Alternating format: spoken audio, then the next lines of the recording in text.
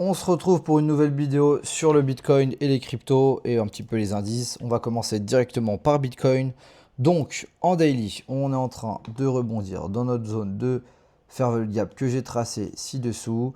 On est même en train de très sûrement la déborder. Alors, est-ce qu'on va se faire rejeter là? D'après ce qu'on voit, on a plutôt l'impression qu'on va continuer de déborder pour aller chercher la prochaine zone de fair value gap qui se situe du coup entre ici et ici, hein, grosso modo. Je vais la tracer bien, voilà. Et donc si cette zone cède de FVG, donc on va aller dans la prochaine. Donc là, ce qui est vraiment très probable de faire, il est où mon pinceau? Il est là, c'est tout simplement peut-être une consolidation et on va repartir chercher cette zone de FVG. Donc en daily, le scénario il est clair. Si je me mets maintenant en 4 heures pour y voir un petit peu plus clair, on voit qu'on a, on a eu un gros push. Regardez comme c'est précis, gros push. Et on est en train de travailler toute cette FVG. Donc ce qu'on peut s'attendre pour ajuster quand je vais prendre ma brosse, c'est tout simplement de venir chercher ce FVG avant de repartir dans la prochaine zone. Voilà pour ça. Quoi d'autre? Bon, pour le Bitcoin, en gros, scénario, on est dans un rebond. Il n'y a pas eu de... Si, il y a une prise de liquidité ici. Avant de... Donc là, par exemple, on ne peut pas la négliger. Ici, on a une prise de liquidité avant d'initier ce mouvement. Comme par hasard, d'ailleurs, si vous voyez ce que je veux dire. Donc, mouvement de retracement. Pour l'instant, on voit qu'il n'y a pas beaucoup de volume. Pas plus que ça de volume. C'est vrai que quand on regarde les volumes, c'est décroissant.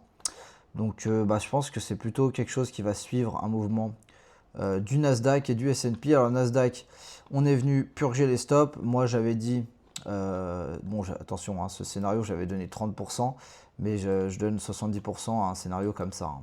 Je précise, hein. Donc là c'est 70%, je vais mettre les pourcentages, 70 et ça c'est 30. Je ne sais pas si on arrive à vraiment avoir. Donc voilà. Je pense qu'on a beaucoup plus de chances de faire un nouvel ATH que de se faire rejeter ici. Voilà, donc le Bitcoin, je pense qu'il va aller chercher du coup beaucoup plus haut, enfin plus haut, donc il va aller chercher dans cette zone. Donc ça m'étonnerait même pas de revoir un Bitcoin aller à 70 000 en soi. Pour Ethereum, c'est un petit peu différent pour Ether et pour Solana.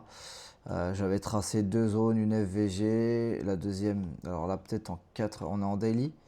Ok, donc la deuxième qui est ici, donc beaucoup plus faible, hein, Solana et Ether. Solana un peu plus fort qu'Ether, mine de rien. Mais ça reste encore faiblard. Voilà, vous voyez qu'on a cassé cette dernière zone qui aurait pu faire rejet. Donc là, bah écoutez, c'est simple, hein. Je vais vous tracer ça. On a encore une zone ici. Et puis on a la grosse zone de FVG. Donc est-ce que le prix va faire ça? Est-ce que le prix va faire ça? Moi, c'est toujours les scénarios que je privilégie, hein, des rejets dans les FVG. Donc voilà, tac. C'est toujours les scénarios que je privilégie. Après, jusqu'à preuve du contraire, on a cassé le range et donc il y aura normalement une expansion. Une fois que ça sera fini, c'est-à-dire que je vais vous dessiner, là on avait notre range en gros. Alors pas exactement comme ça, mais vas-y, on va le tracer comme ça. Range, hop, on a fait une petite déviation, on est retourné dans le range. Déviation, on a pris les liquidités qu'on n'avait pas pris ici. Réintégration, cassage de range, consolidation. Là, il y a un range. On peut très bien remonter ici à VG et repartir. Vous voyez ce que je veux dire? Sur sol, c'est assez clair. Alors c'est très mal dessiné, mais c'est juste pour que vous compreniez l'idée. Sur Ether, même chose. Donc sur les alts, je suis plutôt bearish, on va dire bullish, juste pour un petit rebond à quelques jours, hein, jour, semaine, allez, une ou deux semaines maximum. Je dirais plutôt, ouais, peut-être une semaine, 2 semaines max de rebond et blam, on se recasse la gueule. Donc sur l'échelle de quelques mois, je suis bearish sur les alts. Sur S&P, Nasdaq, je suis bullish. Sur l'oil, il se casse la gueule, on est en train de sortir complètement, on a même fait un gap. On a même créé un petit gap. Regardez comme j'ai pas tous mes dessins. Bon après c'est vrai que forcément j'ai dessiné de partout. Donc je sais pas tous ces dessins. J'avais dit qu'on allait contracter et qu'on allait soit partir au nord, soit partir au sud. On est parti au sud. Donc voilà. Bon après voilà, c'était soit l'un soit l'autre, hein, on est d'accord. Mais ce que je veux dire c'est que on était plutôt pas mal sur bah quand même, hein, j'ai quand même dit que attendez, je vais juste enlever cette merde. que bah voilà, on allait contracter et qu'on allait avoir un mouvement explosif. Bah, c'est quand même ce qu'on a eu, donc ça a quand même le mérite d'être là.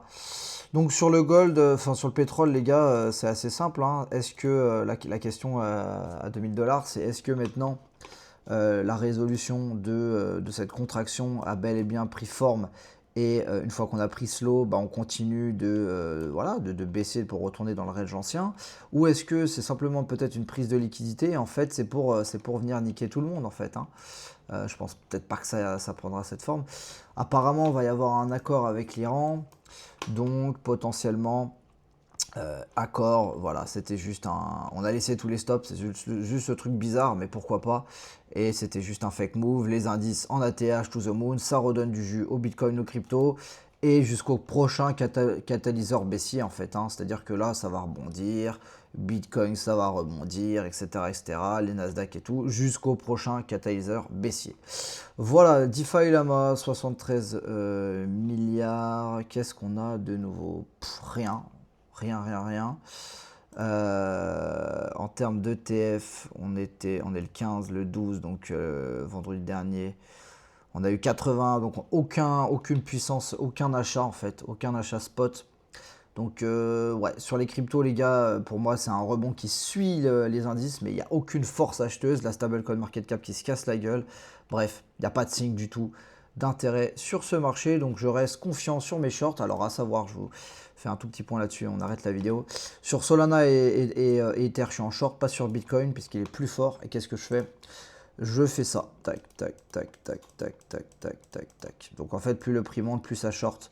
Et mon stop loss, pour, bah c'est simple, hein. Mon stop loss pour moi c'est simple, c'est mon stop loss sur sol, il est là, hein. On va pas s'emmerder, il est là, mon stop loss sur sol, globalement 88 $, et puis même chose sur Ether, donc moi je mets plein d'ordres, ça les feed, boum, ça les feed, ça casse, tant pis, je perds, mais voilà, moi c'est ma stratégie.